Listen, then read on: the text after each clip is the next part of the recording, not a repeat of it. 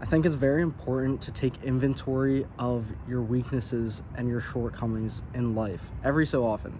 I'm not saying you have to do it every day, daily, sit down and ponder and think about what your weaknesses are.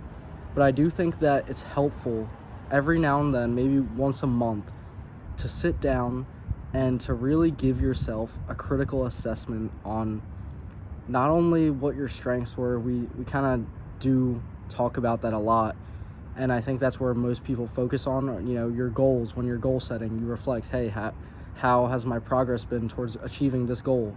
But we don't often sit down and think about our shortcomings or our weaknesses and take a look at them with a critical eye. It's very helpful.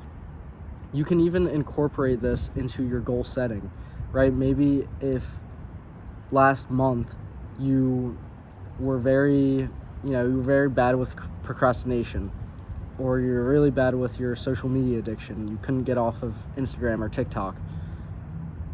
If you recognize that as a weakness and you identify it as something that you want to fix for the future, you can incorporate that into your goal setting. And then the next time you reflect on your weaknesses, you can take a nice little assessment and say, hey, is this still something that I'm struggling with? And if not, then you've successfully measured progress, right?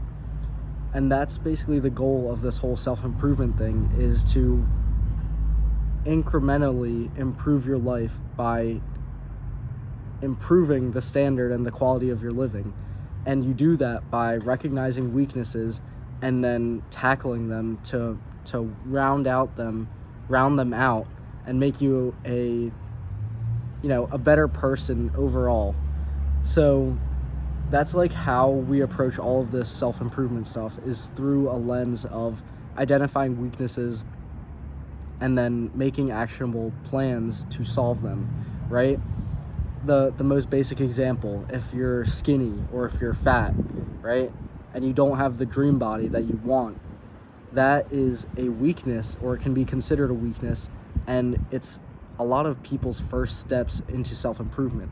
They start getting in the gym, they start working out, they start exercising more consistently in order to achieve the body that they want. So they recognize the weakness of either I'm too skinny or I'm too fat, and then they continuously improve on that weakness in order to make it not, it doesn't necessarily always come around to being a strength, but they get to a point where they're comfortable with saying it's not a weakness anymore, right? They lose enough body fat to where they aren't obese anymore, or they put on enough muscle, they put on enough weight where they can maybe bench 135 or 225, and then you can say, okay, yeah, I'm pretty fit now, I'm an athlete. And you don't have to really recognize that as a pain point in your life, as a super critical weakness. So I think this kind of just ties into the whole theme of the past couple videos that I've been uploading lately, in terms of how I've come to this realization to face my realization that my discipline and my willpower is weak, and it's not as strong as I wanted it to be, or that I would think it would be by now, after like 3 years of this of doing this. But I guess that's just the nature of progress, and you aren't actually, it's like a self bias, right? Everybody thinks they're more self-aware than they actually are, or everybody thinks that they would be the person to help a bystander out, when that's not actually the case in most scenarios when it's actually tested.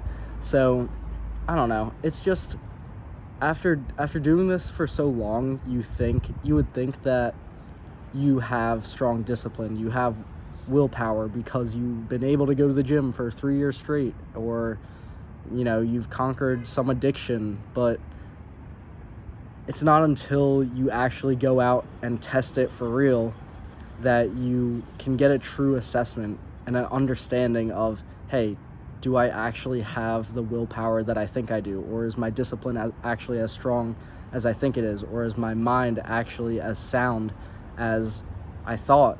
And, I guess it's disappointing when the answer is no, but it provides you an opportunity to go out there and, identify, as long as you identify it as a weakness and you don't just cope and rationalize and try to justify it saying, oh no, my mind is still strong, I just had to give up on that run because XYZ, because I hit the gym earlier, whatever your excuse is. I don't like making excuses, rather, for my shortcomings and for my weaknesses, which is why I'm identifying these things and I'm taking it personally, I'm taking it seriously as an opportunity to grow. Identify the weakness and then you tackle it so that it, becomes either less of a weakness or it even becomes a strength. So that's going to be the video for today. Thanks for watching. I'll see you next time. Remember to stay on target.